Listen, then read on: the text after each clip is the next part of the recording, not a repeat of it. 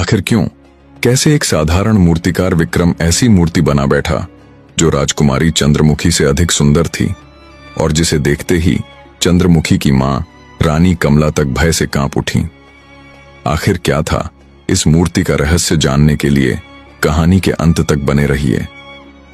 केशवपुर राज्य के राजनगर नामक छोटे से गांव के बाजार में विक्रम नाम का मूर्तिकार अपनी कुछ मूर्तियां रखे हुए बैठा हुआ था।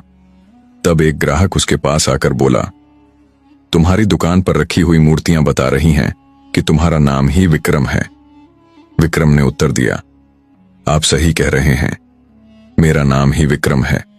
ग्राहक ने मुस्कुराते हुए कहा, समझ गया भैया, लगता है तुम ही वह प्रसिद्ध मूर्तिकार हो जिसके बारे में केशवपुर राज्य का हर व्यक्ति बात करता है। विक्रम ने विनम्रता से जवाब दिया, ऐसा नहीं है भैया, मैं तो बस अपना काम अच्छी तरह से करता हूं, लोग तो बस मेरी प्रशंसा ऐसे ही करते हैं। विक्रम की बात सुनकर ग्राहक मुस्कुराते हुए विक्रम के हाथों की बनाई हुई एक सुंदर मूर्ति को देखता हुआ बोला, मुझे यह मूर्ति बहुत ज्यादा पसंद है। दरअसल मैं हरियालीपुर गांव का रहने वाला हूं। हमारे गांव में जमींदार की बेटी की शादी है और जमींदार को एक मूर्ति भेंट करना चाहता हूं। इस मूर्ति के दाम कितने लोगे? विक्रम ने कहा, वैसे तो यह मूर्ति मैं 200 स्वर्ण मुद्राओं में बेचना चाहता था, परंतु तुम दूसरे गांव से मूर्ति खरीदने के लिए केवल मेरे ही पास आए हो, इसलिए मैं इस मूर्ति को तुम्हें 100 स्वर्ण मुद्रा में दे दूंगा।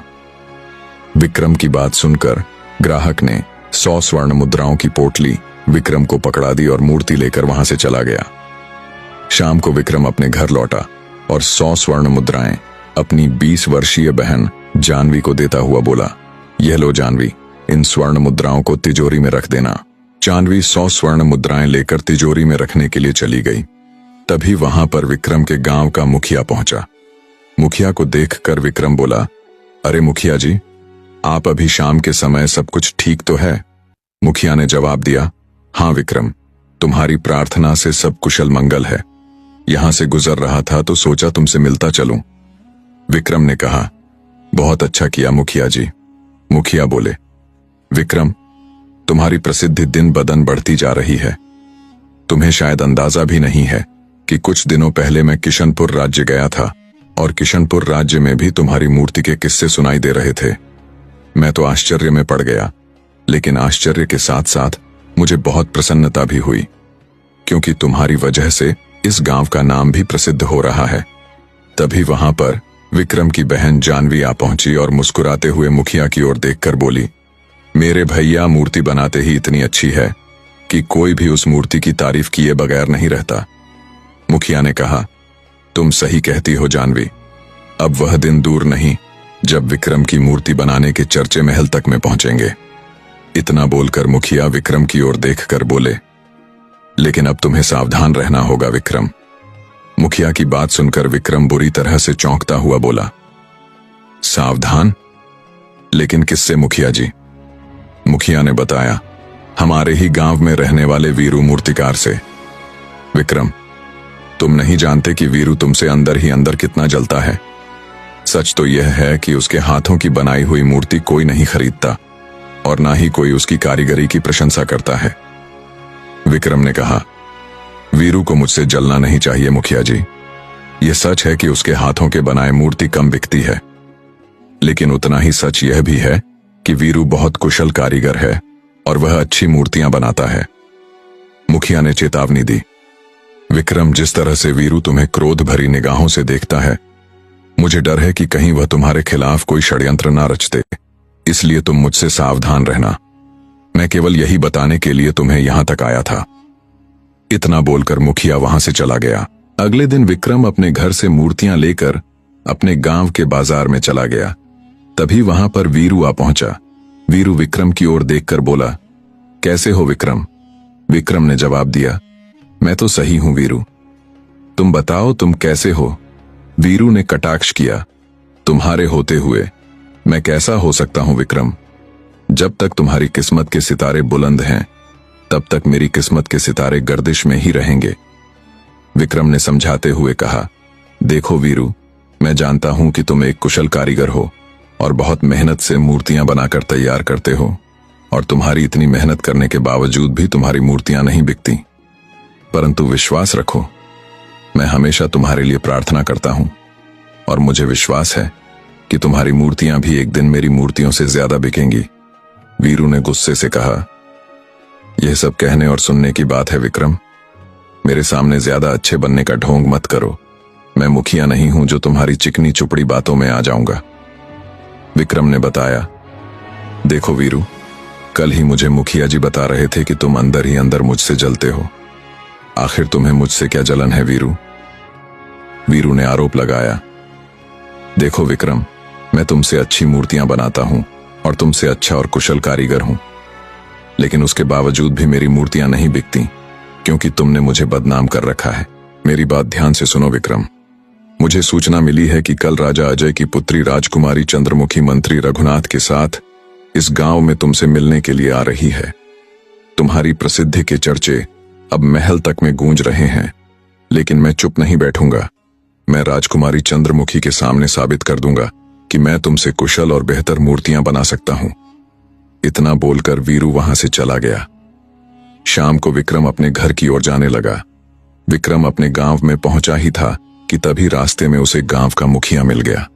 मुखिया विक्रम की ओर देखकर बोला, अच्छा हुआ विक्रम, तुम मुझे यहां पर मिल गए। मैं तुमसे ही मिलने तुम्हारे घर पर आ रहा था। विक्रम ने पूछा, क्या हुआ मुखिया जी? मुखिया ने बताया, विक्रम, कल राजा अजय की इकलौती पुत्री चंद्रमुखी अपने मंत्री रघुनाथ के साथ तुमसे मिलने के लिए आ रही है। राजकुमारी चंद्रमुखी अपनी स्वयं की मूर्ति बनवाना चाहती है। विक्रम ने कहा, हाँ मुखिया जी, आज प्रातःकाल ही मुझे वीरू ने इस बारे में बताया था। मुखिया ने पूरी बात खोलकर बताई। मेरी पूरी बात सुनो विक्रम। वीरू को इस बारे में इसलिए मालूम है कि एक सैनिक तुम्हारे बारे में ही गांव के बाजार में पूछताछ कर रहा था। पूछताछ करने के दौरान ही वीरू उस सैनिक से टकरा गया। वीरू ने उस सैनिक से खुद को तुमसे बेहतर मूर्तिकार बताया और तुम्हारे बारे में काफी कुछ झूठ भी बोला। वीरू की बात सुनकर सैनिक वीरू से यह कहकर गया कि वह राजकुमारी चंद्रमुखी को तुम्हारे साथ साथ वीरू के बारे में भी बताएगा और राजकुमारी चंद्रमुखी को इस बात के लिए मनाएगा कि वह तुम्हारे और वीरू के बीच एक प्रतियोगिता रखे। मतलब तुम्हें और वीरू को राजकुमारी चंद्रमुखी की मूर्ति बनानी होगी और जिसके हाथ की भी मूर्ति राजकुमारी चंद्रमुखी को पसंद आएगी, राजकुमारी चंद्रमुखी उसे इतनी ढेर स्वर्ण मुद्राएं देगी कि उसके साथ नस्लों को काम करने की आवश्यकता नहीं पड़ेगी। मुखिया की बात सुनकर विक्रम गहरी सोच में डूबता हुआ मुखिया की ओर देखकर बोला, समझ गया मुखिया जी, इसीलिए वीरू आज मुझसे कह रहा था कि वह राजकुमारी चंद्रमुखी के सामने साबित कर देगा कि वह मुझसे बेहतर मूर्ति बनाने का कारीगर है। मुखिया जी, मुझे इस वीरू से कोई डर नहीं और ना ही मैं वीरू से अच्छा मूर्ति बनाने का कारीगर होने का दावा करता हूं। मैं कल भी यह कहता था और आज भी यह कहता हूं कि मैं बस अपना काम मेहनत और ईमानदारी से करता हूं। बस इससे अधिक मैं और कुछ नहीं कह सकता। विक्रम की बात सुनकर मुखिया विक्रम से बोला, मुझे लगता है राजकुमारी चंद्रमुखी सुबह तक यहां आ जाएगी। यहां आने के बाद वह सबसे पहले मुझसे ही मिलेगी। मैं राजकुमारी चंद्रमुखी और उनके मंत्री को सुबह तुम्हारे घर पर लेकर आ जाऊंगा। इतना कहकर मुखिया वहां से चला गया और विक्रम अपने घर लौट आया। विक्रम को गहरी चिंता में डूबे हुए देखा। उसकी बहन जानवी उससे बोली, क्या हुआ भैया, आज आपके चेहरे पर यह चिंता की लकीरें क्यों झलक रही हैं? विक्रम अपनी बहन को सारी घटना बताते हुए बोला, कल राजकुमारी चंद्रमुखी अपने मंत्री के साथ हमारे घर पर आएंगी। जानवी ने उत्साह से कहा, चिंता मत कीजिए भैया, चिंता तो वीरू को करने की आवश्यकता है। मुझे पूरा विश्वास है कि वीरू आपसे अधिक सुंदर राजकुमारी चंद्रमुखी की मूर्ति नहीं बना पाएगा। अपनी बहन की बात सुनकर विक्रम मुस्कुराता हुआ चारपाई पर लेट गया। अगली सुबह विक्रम सोकर उठा ही था कि तभी उसके घर की कुंडी कोई जोर जोर से खटखटाने लगा। विक्रम तुरंत अपने घर से बाहर चला गया। बाहर आकर विक्रम ने देखा कि उसके दरवाजे पर मुखिया राजकुमारी चंद्रमुखी और मंत्री रघुनाथ खड़े हुए थे।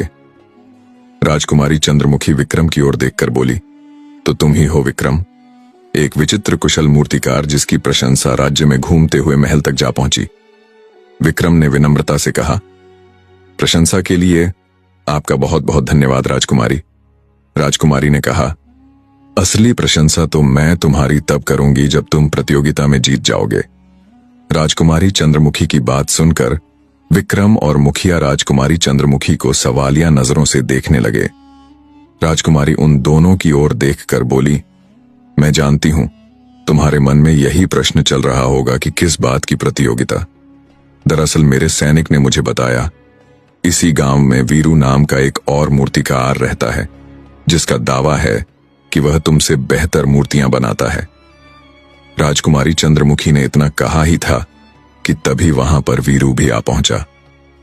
राजकुमारी चंद्रमुखी वीरू को देखकर बोली, क्या तुम तैयार हो? वीरू ने आत्मविश्वास से कहा, हां राजकुमारी, मैं तैयार हूं। कुछ ही देर में विक्रम, मुखिया राजकुमारी चंद्रमुखी, मंत्री रघुनाथ और 2 सैनिक एक बगीचे में खड़े हुए थे। राजकुमारी चंद्रमुखी एक वृक्ष के नीचे बैठी हुई थी। विक्रम और वीरू राजकुमारी चंद्रमुखी को देखते हुए उसकी मूर्ति बनाने में मग्न थे। कुछ ही देर में वीरू और विक्रम ने सुंदर मूर्ति बनाकर तैयार कर दी। राजकुमारी चंद्रमुखी मंत्री रघुनाथ के साथ धीरे धीरे कदमों से दोनों मूर्तियों के पास चली। राजकुमारी चंद्रमुखी वीरू के हाथ की बनी हुई मूर्ति को देखकर प्रसन्न होती हुई वीरू से बोली, तुमने तो बिल्कुल हूबहू मेरी ही जैसी दिखने वाली मूर्ति तैयार कर दी। ऐसा लगता है जैसे कि मैं आईने में अपना ही देख रही हूं। राजकुमारी के मुंह से अपनी प्रशंसा सुनकर वीरू का मन गदगद हो उठा। वीरू के हाथ की बनाई हुई मूर्ति को देखने के बाद राजकुमारी चंद्रमुखी विक्रम की बनाई हुई मूर्ति की ओर देखने लगी। मगर जैसे ही राजकुमारी चंद्रमुखी की नजर विक्रम की बनाई हुई मूर्ति पर पड़ी, राजकुमारी चंद्रमुखी की आंखें आश्चर्य से फटी के फटी रह गईं। उसके चेहरे पर क्रोध झलकने लगा। राजकुमारी चंद्रमुखी विक्रम से बोली, तुमने यह किसकी मूर्ति बना दी?